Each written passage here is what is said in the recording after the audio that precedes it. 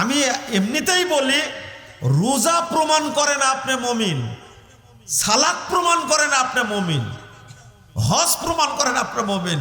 আপনি মুমিন প্রমাণ করে আপনার আকীদা। কি আকীদা? শোনেন শোনেন, এই লোকটা এখন কাফের হয়ে গেছে। কি হয়ে গেছে?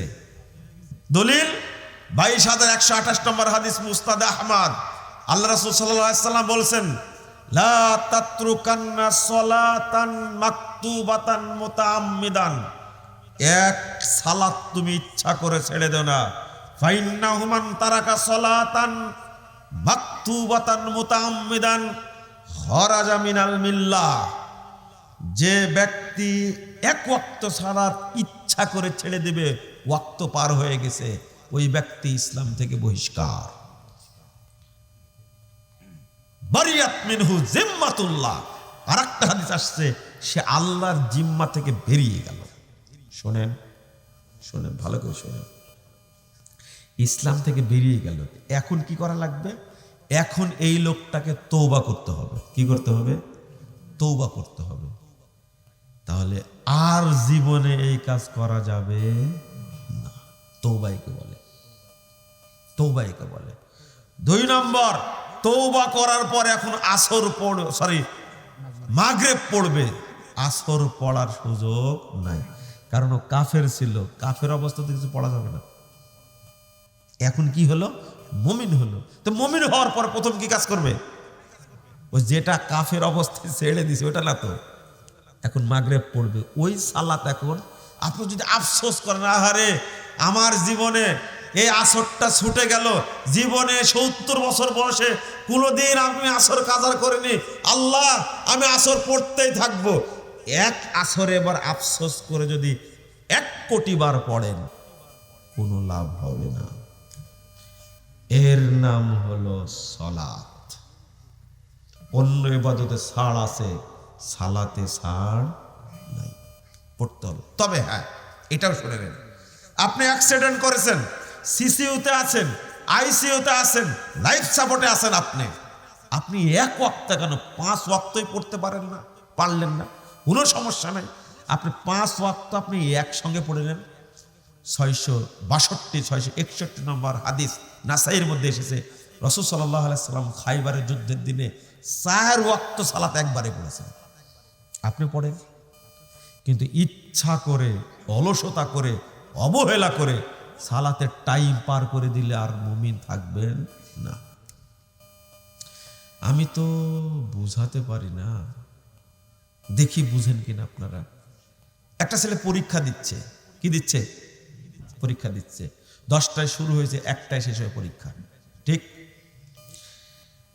আপনি 1:15 গিয়ে হাজির হয়েছেন। পরীক্ষা আপনার কে নিবে? শয়তান নিবে, প্রিন্সিপাল নিবে, ভাইস প্রিন্সিপাল নিবে, হল সুপার নিবে। ও এইটা কানের মধ্যে ঢুকে, সালাতের বিষয়ে ঢুকে না। আপনি বিসিএস পরীক্ষা দেবেন, সব কিছু ওকে, 1 ঘন্টা পরীক্ষা, 12টা থেকে 1টা পর্যন্ত। আমি 1টার পরে গেছেন আপনি হলে, কে পরীক্ষা নিবে আপনার? ভূতে। এই জিনিসটা দুনিয়ার ব্যাপার। আপনার বাপও যদি হল সুপার হয়, আপনার বাপও যদি বিসিএস এর পিএসসির চেয়ারম্যান হয়, আপনার পরীক্ষা নিতে পারবে?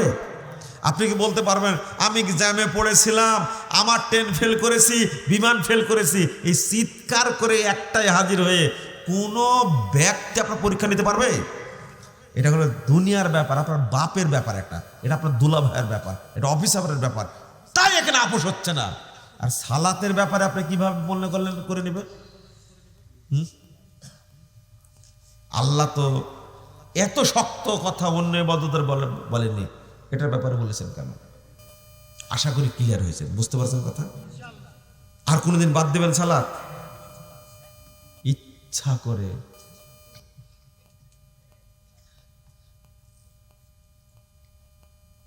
সাত 7074 নম্বর হাদিস, রাসূলুল্লাহ সাল্লাল্লাহু আলাইহি ওয়াসাল্লাম, সহিহ বুখারী, নাম্বারটা ভুল হলে কিনা জানি না। রাসূলুল্লাহ সাল্লাল্লাহু আলাইহি ওয়াসাল্লাম বলছেন যে আমি দেখলাম একজন ব্যক্তিকে পাথর দিয়ে মারা হচ্ছে। কি দিয়ে? পাথর দিয়ে মারা হচ্ছে। তো মাথাটা চৌচির হয়ে যাচ্ছে। আবার পাথরটা নিয়ে আসতে আবার ভালো হয়ে যাচ্ছে মাথাটা, আবার মারছে। তো আমি জিজ্ঞেস করলাম এই লোকটাকে, তখন বলছে এটা হলো কারি, কোরআন তেলাওয়াত করতে জানতো। ওয়ার ফুজুহু, কোরআন তেলাওয়াত করতো কিন্তু কোরআনের হক আদায় করেনি। ওয়ায়ানামু আনিস সলাতিল মাকতুবা, এই এক কাজ করত আর ফরজ সালাত না পড়ে ঘুমাতো। এই জন্য জাহান্নামে যাওয়ার আগেই শাস্তিটা হচ্ছে। বুঝেছেন মনে হয় কথা? ফজর কয়টায় পড়েন আপনি? অনেকে প্রশ্ন করেন যে ফজরটা পড়তে পারেনি। আমি প্রশ্ন করি কেন পারেননি? 3টায় ঘুমালে, সারা রাত আড্ডা মেরেছেন, টিভি দেখেছেন, ইন্টারনেট ঘাটাঘাটি করেছেন, উলঙ্গ ল্যাংটা মহিলার ছবি দেখেছেন, 3টায় ঘুমায় কি 5টায় উঠা যাবে? শয়তানও তো পারবে না। আপনার স্বভাবটা আর কুকুরের স্বভাবটা কিন্তু একই। কুকুর সারা রাত দৌড়ায়, সকালে ফজরের আগ দিয়ে যেখানে দেখবে ছাই বা কাঁড়ির বড় পালা, ওই জায়গার উপর একটা ঘুম দিবে ও একবারে 9টা পর্যন্ত। আপনিও ঠিক সারা রাত দৌড়ান, ঘুমান শেষ পর্যায়ে ঘুমান উঠের কয়টার ঘুম থেকে? ভদ্রলোক আপনি, তাই না? কোনোদিন বিমান ফেল করেছেন আপনি? কোনোদিন বিমান ফেল করেছেন? ট্রেন ফেল করেছেন? বাস ফেল করেছেন? আপনি ফজর পরে যাবেন ঢাকায়, এই জন্য দাদাকে বলে রাখছেন, দাদিকে বলে রাখছেন, মাকে বলে রাখছেন, বাপকে বলে রাখছেন, বোনকে বলে রাখছেন, বউকে বলে রাখছেন, আমি কালকে যাব, বাস যেন ছুটে না যায়। ভাববে ঠিক আছে? আপনি পাগড়ি পড়েছেন কেন? কখন পড়েন পাগড়ি আপনি? না, আমার খুব পরিচিত মানুষ তো, এই জন্য একটু বললাম। পাগড়ি পরার কারণে আমি চিনতে পারিনি প্রথমে যে পাগড়ি পরে কে বসলো আমার পাশে, তাও কালো পাগড়ি পরেছে। আচ্ছা শোনেন, এদিকে তাকান, এদিকে তাকান। আল্লাহ যদি জিজ্ঞেস করেন তুমি কোনোদিন বাস ফেল করনি ঘুমের কারণে, তুমি কোনোদিন ট্রেন ফেল করনি, তুমি কোনোদিন বিমান ফেল করার রেকর্ড নাই। বিমান ফেল করলে ইমান যেত না, পরের ফ্লাইটে আবার যাওয়া যেত। ট্রেন ফেল করলে ইমান যেত না, পরে আবার ট্রেনে যাওয়া যেত। বাস ফেল করলে পরের বাসে আবার যাওয়া যেত। ওই বাসের কোম্পানি বলবে, ঠিক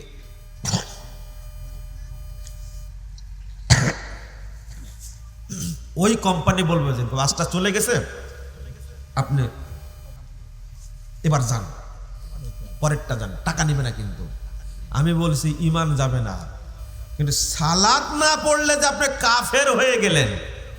কয়টা অ্যালার্ম দিয়ে রাখছেন জীবনে? একটাও না। মা ডাকে, বাপ ডাকে, উঠেন না আপনি। আমি আপনাকে বোঝাতে পারছি না, দুর্ভাগ্য, কষ্ট লাগছে এটা। কেন লাগেন না?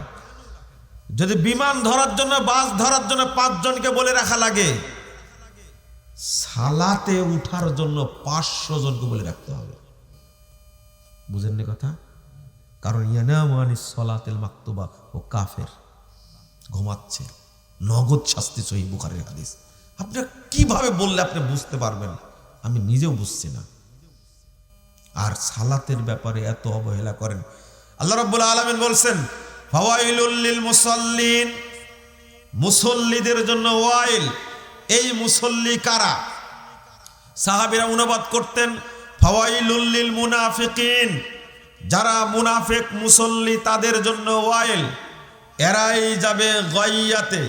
ওয়াইল এবং গাইয়া মানে কি? ওয়াইল মানে কি? ওয়াইল মানে হলো জাহান্নামের সেল। ওয়াইল মানে কি? জাহান্নামের সেল। জেলের মধ্যে জেল, তার নাম সেল। যারা মুসল্লি তাদেরকে আল্লাহ জাহান্নামের সেলে রাখবেন।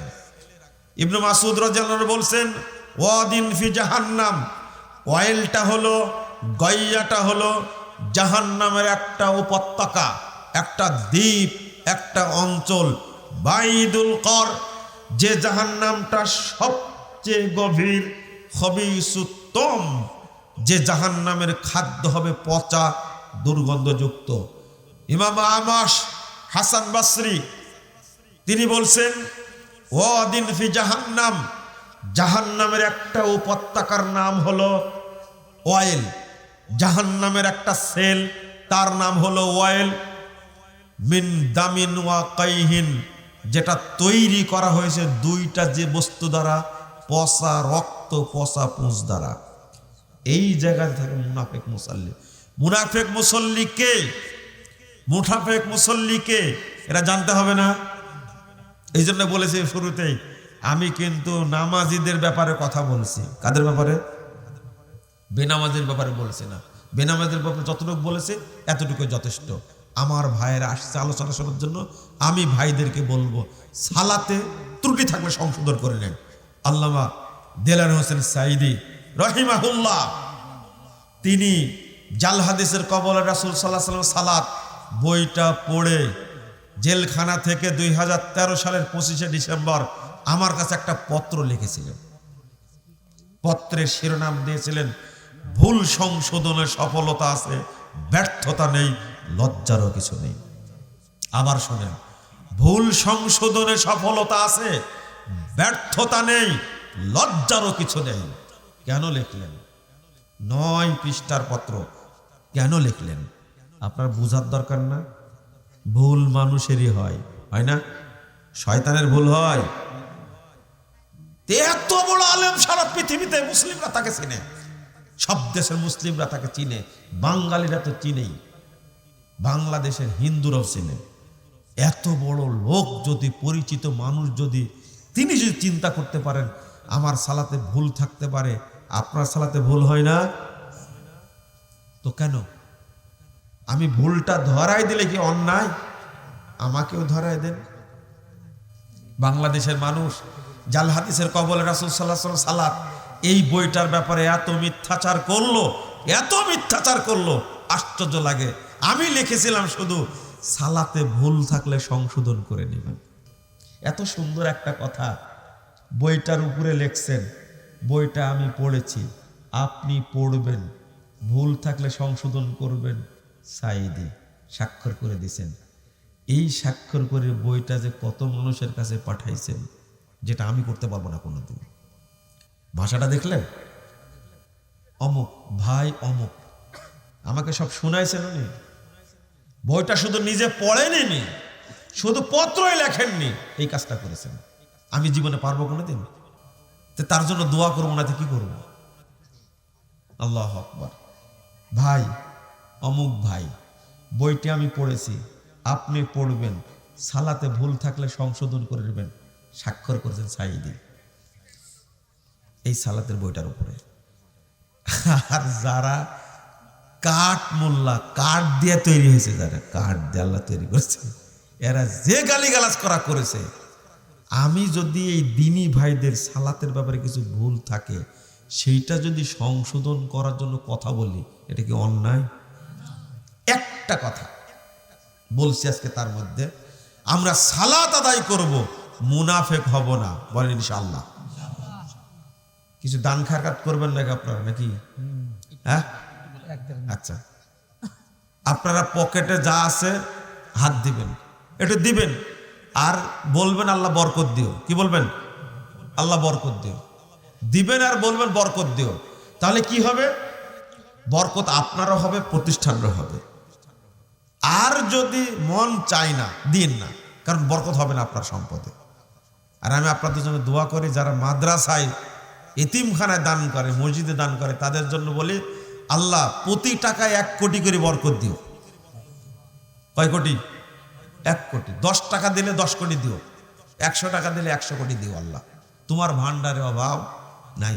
কারণ মাদ্রাসা মসজিদে দান করার লোকই নাই, সব দান খায়রাত করে গান বাজনার জন্য,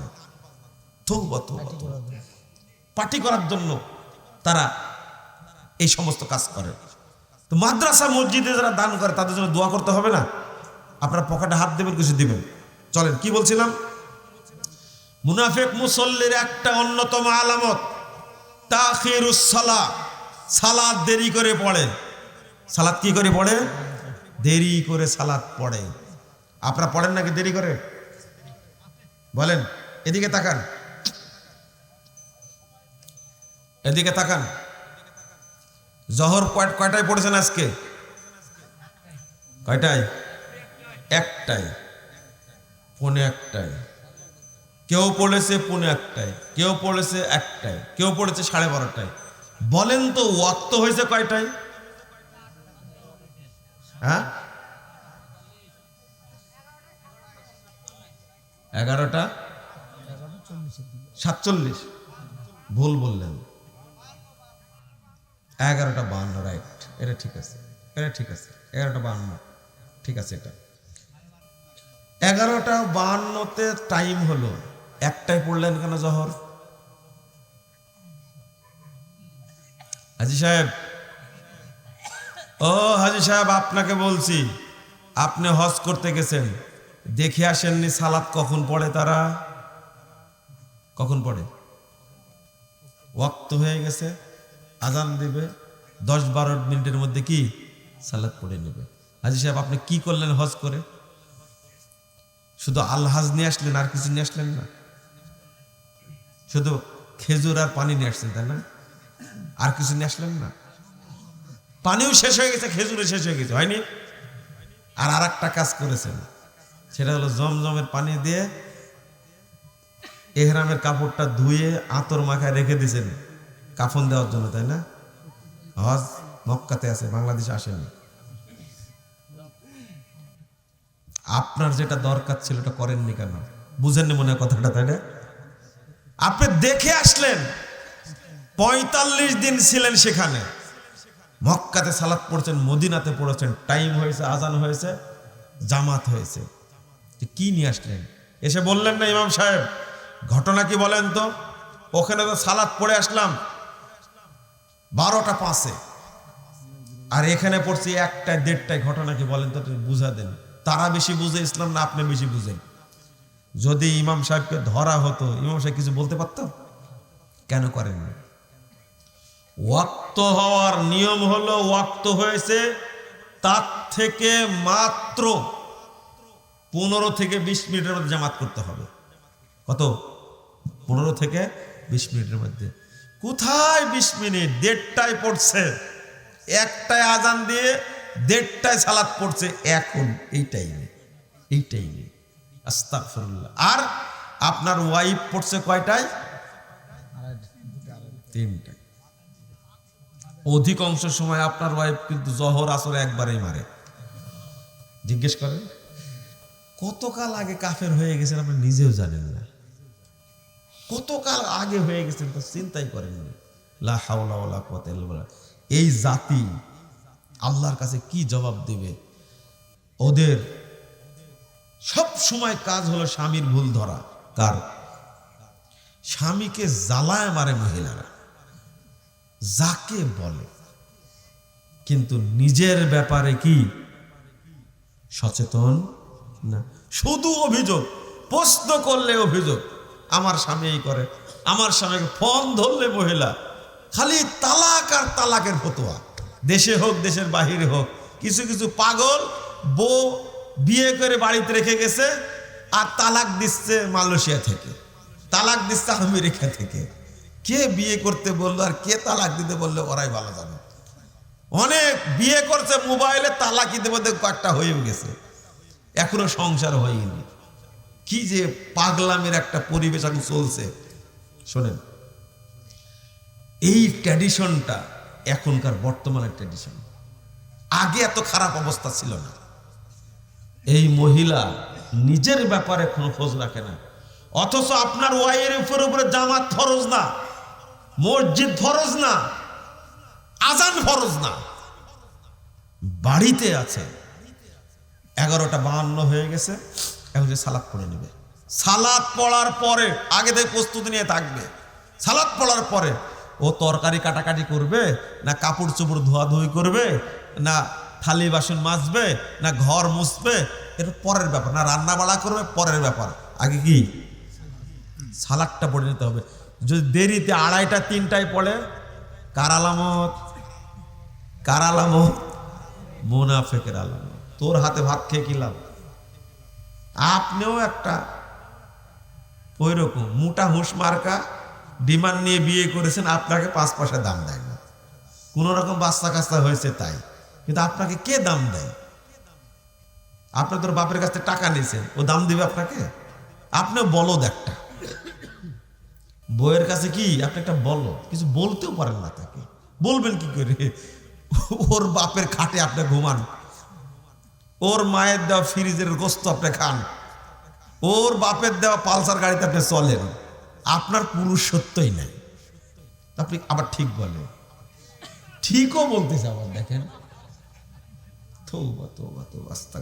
না, আপনারা ভালো না। চিন্তা করেন, আপনার বউকে বলবেন কি করে, এই আগে সালাত পড়ো, কথা কানে শোনে না, নামাজই পড়ে না। কতজন প্রশ্ন করে বলে, ভাই কি করব, বউ তো নামাজ পড়ে না, তালাক দিয়ে দেন। ওই তালাক দিলে তো জেলখানায় থাকতে হবে। কেন থাকতে হবে বুঝেন? চাকরি থাকবে না। চাকরি থাকবে না, শুধু চাকরি থাকবে না, ওই যে ডিমান্ড নিচে মামলা করে দিবে, ওই যে 5 লাখ টাকা মোহর বেঁধে দিছে, 1 টাকাও দেয়নি। হয় মোহর দাও, না হলে কি জেলখানায় থাকো। ভয়ে তালাকও দিতে পারে না, ও নামাজও পড়ে না।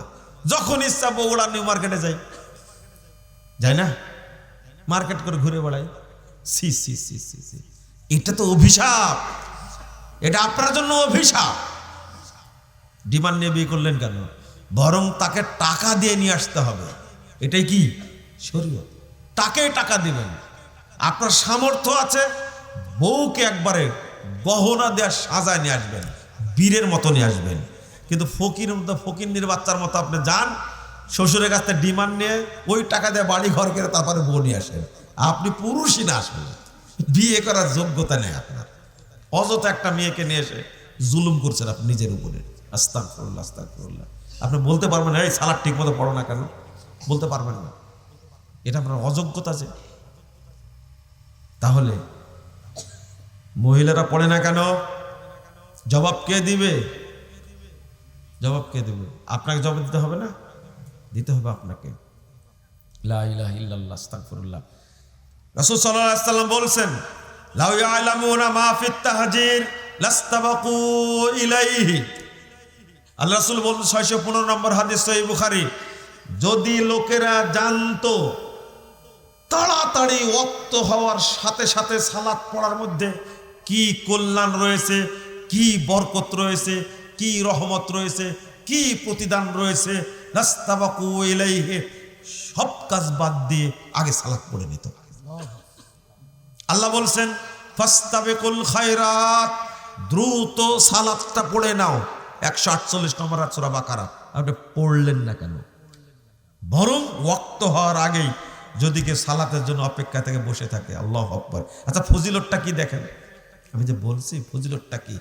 যে ব্যক্তি আউয়াল ওয়াক্তে সালাত পড়বে, আল্লাহ বলছেন, আল্লাযীনা হুম আলা সালাওয়াতিহিম ইউহাফিজুন উলাইকা হুমুল ওয়ারিসুন আল্লাযীনা ইয়ারিসুনাল ফিরদাউসা হুম ফিহা খালিদুন। আল্লাহ বলে দিয়েছেন সূরা মুমিনুন 9 থেকে 11 নম্বর আয়াত, যারা আউয়াল ওয়াক্তে সালাতকে হেফাজত করবে, আল্লাহ তাদেরকে জান্নাতুল ফিরদাউস দান করবেন। 2 নম্বর, আল্লাহ প্রতিজ্ঞা করেছেন তাদেরকে জান্নাত দিবেন, ওয়াদা করেছেন। 3 নম্বর হলো, যারা আউয়াল ওয়াক্তে সালাত আদায় করে জামাতের সাথে পড়বে, তারা বিনা হিসাবে প্রথম কাতারে যে লোকগুলো জান্নাতে যাবে তাদের সাথে জান্নাতে যাবে। মাফিত লাউ ইয়ালামুনা মাফিত তাহজির, দ্রুত সালাত পড়ার মধ্যে কি কল্যাণ আছে। আপনি সালাতের জন্য বসে আছেন, আল্লাহ বলছেন, আল্লাহু আকবার, কি ফজিলত রে ভাই। আপনি সালাতের জন্য বসে আছেন, আল্লাহ রাসূল একদিন মসজিদে ঢুকে দেখছেন যে সাহাবীরা বলছেন, আমরা 5 থেকে 7 জন লোক আছি। আল্লাহ রাসূল জিজ্ঞেস করলেন, মা আজলাসাকুম, তোমাদেরকে এখানে বসা রাখছে কিসে? তোমরা কেন বসে আছো? সাহাবীরা উত্তর দিচ্ছেন, নান্তাযিরুস সালাহ ইয়া রাসূলুল্লাহ, আল্লাহ রাসূল আমরা সালাতের জন্য অপেক্ষা করছি, ওয়াক্ত হলে সালাতটা পড়ে নিব, ওয়াক্ত হলে সালাতটা পড়ে নিব। আল্লাহ রাসূল বলছেন হাল তাআলামুনা মাযা ক্বালা রাব্বুকুম, আচ্ছা তোমরা কি জানো আল্লাহ তোমাদেরকে নিয়ে কি বলছেন? বুঝেন না কথা? তোমরা কি জানো আল্লাহ তোমাদের নিয়ে কি বলছেন? নগদ রে ভাই, একবারে নগদ একবারে। আল্লাহ রাসূল বলছেন তোমরা কেন বসে আছো এখানে? তখন বলছে আল্লাহ রাসূল আমরা তো সালাতের জন্য অপেক্ষা করছি, ওয়াক্ত হলে সালাতটা পড়ে নিব। তখন আল্লাহ রাসূল বলছেন মাযা ক্বালা রাব্বুকুম হাল তাআলামুন, তোমরা কি জানো আল্লাহ তোমাদের ব্যাপারে কি বলছেন? তখন বলছে আমরা তো জানি না কি বলছেন। ক্বালা আল্লাহু তাআলা, আল্লাহ তাআলা বলছেন মান হাফাজাস সালাত ফালাহু আহাদুন ইনদি, আল্লাহু আকবার, যে ব্যক্তি সালাতের হেফাজত করবে, হেফাজত মানে ওয়াক্ত অনুযায়ী পড়বে সালাত, আমি ওয়াদা করছি আন উদখিলাহুল জান্নাহ, আমি তাকে জান্নাত দেব। আপনিও অপেক্ষা করছেন সালাত পড়ার জন্য, আর আল্লাহ অপেক্ষা করছেন আপনাকে জান্নাত দেওয়ার জন্য। আপনি কি বুঝেছেন কথাটা? তাহলে আপনি কেন সালাত পড়বেন না দ্রুত? আরেকটা হলো মাসাবিকিনাল আউয়ালিন, যারা প্রথম কাতারে সালাত আদায় করবে জামাতের সাথে আউয়াল ওয়াক্তে, রাসূল সাল্লাল্লাহু আলাইহি সাল্লাম বলছেন তারা জান্নাতে ঢুকতে দেরি হবে না। ব্যাখ্যা দিচ্ছেন উলামায়ে কেরাম, মাসাবিকিনাল আউয়ালিন, প্রথম যে কাতারটা জান্নাতে প্রবেশ করবে আল্লাহ রাসূলের সাথে, এই লোকগুলো বিনা হিসাবে তাদের সাথে জান্নাতে। কেন পড়েন না আউয়াল ওয়াক্তে সালাত? ওয়াক্ত হয়ে গেছে, 15 থেকে 20 মিনিটের মধ্যে জামাত করে ফেলবেন, পারবেন আপনারা? এলাকার ইমামদেরকে বলছি, মসজিদের সভাপতিদেরকে বলছি, মসজিদের সেক্রেটারি যারা তাদেরকে বলছি, মুসল্লিদেরকে বলছি, সবচেয়ে নির্যাতিত মাজলুম ওয়াক্ত হলো জোহর সালাত। আহলে হাদিসরা আসর সালাত ঠিক টাইমে পড়তে পারে, ফজর সালাত ঠিক টাইমে পড়তে পারে, পড়ার জন্য সংগ্রাম করে, জোহর কেন পারবে না? জোহরের উপর অত্যাচার করবেন কেন আপনি? ওয়াক্ত হয়ে গেছে, আজান দিয়ে দেবেন। তবে কিছু সাহসী মানুষ লাগবে। কি মানুষ? সাহসী মানুষ। আমার মুরব্বী বলে দিলেন ঠিক আছে তাহলে কালকে থেকে সালাত হবে ওই টাইমে, 12:58 থেকে 11:48 টাইম হয়ে গেছে, ঠিক আছে এই আজান দিয়ে দাও, 48 দিয়ে দিচ্ছে আজান, সালাত পড়তেছে 20 মিনিট পরে। কেউ তো কিছু বলতে আসেনি, সাহস লাগে। কি লাগে? তাহাজ্জুদের আজান দিচ্ছে, চলছে বছরের পর বছর চলছে আজান, ওই কেউ তো বুঝে বলেনি। বুঝেননি কথা? এই আজান কেউ বন্ধ করতে পারবে? আর সাহস আছে কারো? চলতেই থাকবে। আপনিও শুরু করেন। এই বাংলাদেশে এই মৃত সুন্নাতটা চালু করলে আল্লাহ রাসূল বলেছে আপনার জন্য আল্লাহ 50 জন শহীদের মর্যাদা রেখে দিয়েছেন। সাহস লাগবে। কি লাগবে? সাহস লাগবে। একজন মসজিদের সভাপতি বলবেন ঠিক আছে আগামীকাল থেকে মুসল্লি ভাইরা আপনারা সালাত পড়বেন, টাইম হবে 20 থেকে 25 মিনিটের মধ্যে জামাত হবে, আপনারা সালাত পড়বেন। আমরা জোহর সালাতকে সম্মান দিতে চাই। বুঝেননি কথা? ফজিলত কত, কেন বুঝবেন না আপনারা? একজন আমাকে কালকে প্রশ্ন করছেন কেন আল্লাহ যে বলে আল্লাহ আল্লাহ রাসূলকে সালাত পড়ালেন জিবরিল 2 দিন। কয়দিন সালাত পড়াছেন? 2 দিন। 2 দিন সালাত পড়ায় বললেন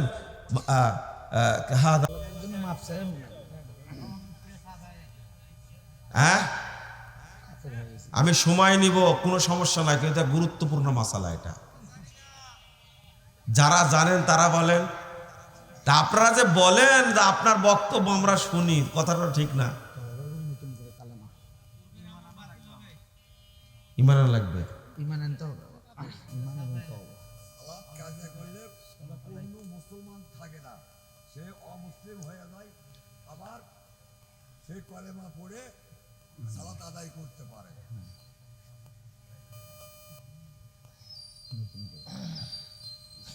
মাসালা এনারটা কিছুটা ঠিক হয়েছে, ওনারটাও ঠিক হয়েছে, একটু ভুল হয়ে গেছে এই জায়গায়।